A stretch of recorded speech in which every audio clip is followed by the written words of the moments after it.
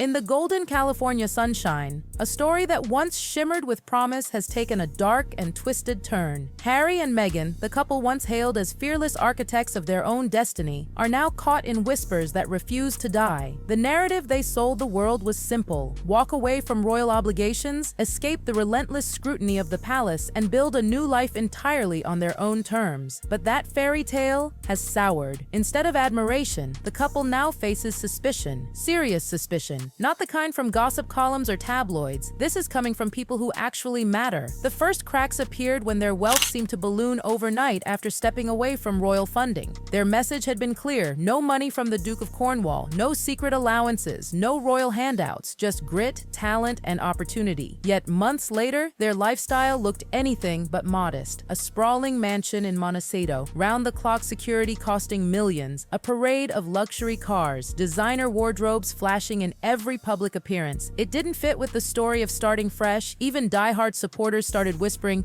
"Wait, who's really footing the bill for all this?" Hollywood insiders are scratching their heads. Spotify backed away. Netflix's enthusiasm seems lukewarm at best. Meghan's massive projects fizzle before hitting audiences. And Harry? Sure, his memoir made a splash, but one book doesn't fund jets, multi-million-dollar estates, and a life of constant luxury. The big contracts they touted as financial saviors are shaky, and that opens the door to uncomfortable speculation. Could someone else be funding the Sussex empire? And here's where the whispers get dangerous. Financial trackers don't chase rumors. They chase anomalies, offshore accounts, unusual transfers, shadowy donations. Those words are now hanging over the couple like a storm cloud. Even more ironic, the charities and impact initiatives that Harry and Meghan once proudly held up as symbols of goodwill are now being examined under an unflinching lens. The very causes that were supposed to protect their image could now expose them to scrutiny: legal, financial, and reputational. Then there's Meghan. Once marketed as the ultimate Hollywood icon, the woman who could step into the role of global cultural leader, she now faces whispers that she oversold and underdelivered. Projects that were supposed to make her shine have stalled. What was meant to be a promise has become a liability. Instead of the polished, powerful figure the public was sold, she's now a magnet for drama, a lightning rod for chaos. And Harry? Insiders describe him as angry, restless, trapped in the gilded cage he once demanded.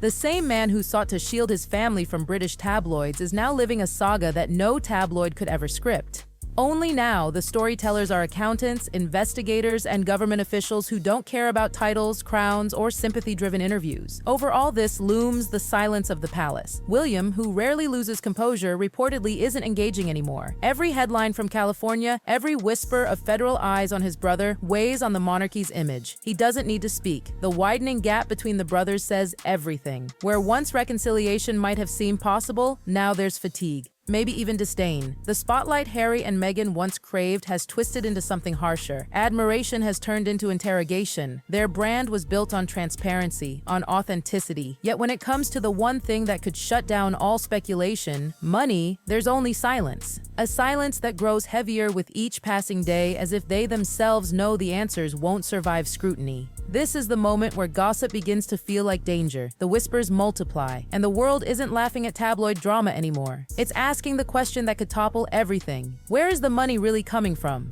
At the center of this storm is their lifestyle, a glaring contradiction. On paper, they present themselves as underdogs, free from royal privilege. In reality, they live like Hollywood elites who never miss a chance to flaunt their wealth. Their Montecito mansion alone is worth tens of millions. Add the constant rotation of luxury cars, designer wardrobes, and extravagant vacations, and it doesn't look like a modest life. It looks like a life funded far beyond what their visible income can cover. Executives in Los Angeles, who once lined up to associate with Meghan's brand, are now shifting uncomfortably in their seats. Meghan was packaged as a next-level cultural force, a woman who could command influence and blend Hollywood allure with royal pedigree. But the projects? More hype than delivery. Rumors swirl of documentaries that fizzled, partnerships that stalled, and pitches that felt more like ambition than substance. She's gone from being the icon to being the headline.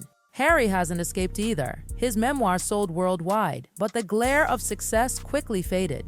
A book deal, no matter how explosive, is a short-term windfall, not a lifelong financial strategy. Critics point out that Harry hasn't secured a career path beyond his grievances. For years, his story was tied to escaping the monarchy. But now, without the palace to rebel against, the narrative risks collapsing, and his frustration is reportedly boiling. Friends say he's short-tempered, restless, and realizing that the independence he demanded has become its own cage of expectation. The financial questions now carry weight far beyond personal critique. Investigators don't knock on doors for fun. They come when anomalies appear. Offshore accounts, shell donations, unusual transfers, these are red flags that can't be ignored. And when tied to charitable causes, the stakes skyrocket. Philanthropy, once their golden shield, could easily turn into the sword that cuts them down. Nothing destroys credibility faster than even the hint that charitable fronts could be masking financial maneuvering. Meanwhile, the palace's silence only magnifies the spotlight. William's restraint speaks volumes. His refusal to comment, his quiet decision to distance himself from Harry, reinforces the image of a widening rift. The monarchy thrives on discretion, stability, and tradition. Every headline about federal probes, questionable wealth, or mysterious income is a direct hit against that image. To royal insiders, Harry's actions increasingly look reckless, not courageous. Hollywood, the safe refuge they once counted on, is also showing cracks. Executives are pragmatic. They'll tolerate controversy if it sells, but they won't bankroll reputations that cost more than they earn. Meghan's projects are losing momentum, and the appetite for Harry's personal grievances is waning. Without blockbuster success, the couple risks being seen less as trailblazers and more as liabilities. The public's patience is evaporating. Sympathy, once abundant, now comes with conditions. The global audience that once cheered for their independence is no longer satisfied with vague statements, staged appearances, or glossy photo ops. People want proof, receipts, explanations that make sense. And the longer those answers remain hidden, the harsher the spotlight grows. The irony here is brutal. The couple who ran from palace scrutiny now finds themselves under a magnifying glass far stronger than any tabloid lens. Except this time, the watchers aren't gossip writers. They're investigators with the power to turn whispers into indictments. And the question that echoes in every conversation, every headline, every whispered chat online is devastatingly simple. How do they afford it all? The public image says independence. The reality? Jet-setting, lavish estates, luxury cars, and round-the-clock security. Book royalties, speaking fees, and a handful of media deals simply don't stretch far enough to fund this life. When expenses dwarf visible income, suspicion rushes in to fill the void.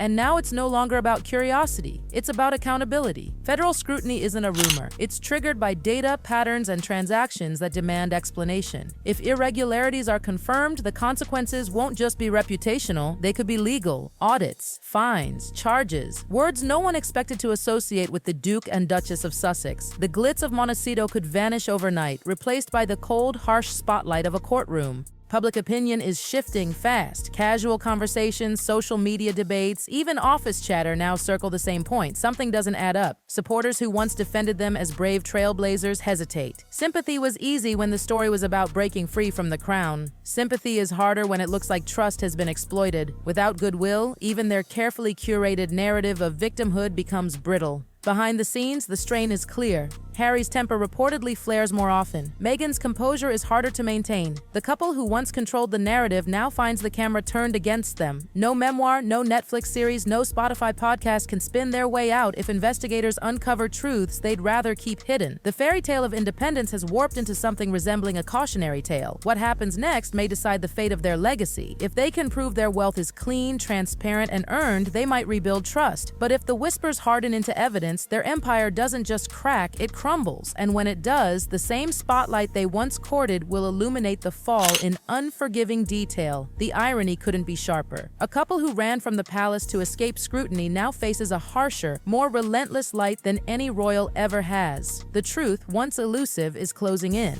And the one question everyone is asking, whether on social media, in dining rooms, or in boardrooms, is this: where does the money really come from? Every mansion, every designer outfit, every luxury car, every private jet, every global project, all of it is being examined, and the more people look, the more impossible it seems to reconcile the lavish lifestyle with the official story of independence. Harry and Meghan sold the world a vision of freedom. But freedom, it seems, comes at a price far higher than anyone imagined. The whispers aren't fading, they're multiplying, and soon the world might stop whispering and start demanding answers. The empire they built on transparency transparency and authenticity could soon be judged not by its glamour, but by the numbers. And in the high-stakes game of wealth, power, and reputation, nothing matters more than proving you've earned it. The question lingers, growing louder every day: is the Sussex dream real? Or is it a carefully constructed illusion hiding secrets that could destroy everything? And until that question is answered, Harry and Meghan remain at the center of a storm that refuses to pass.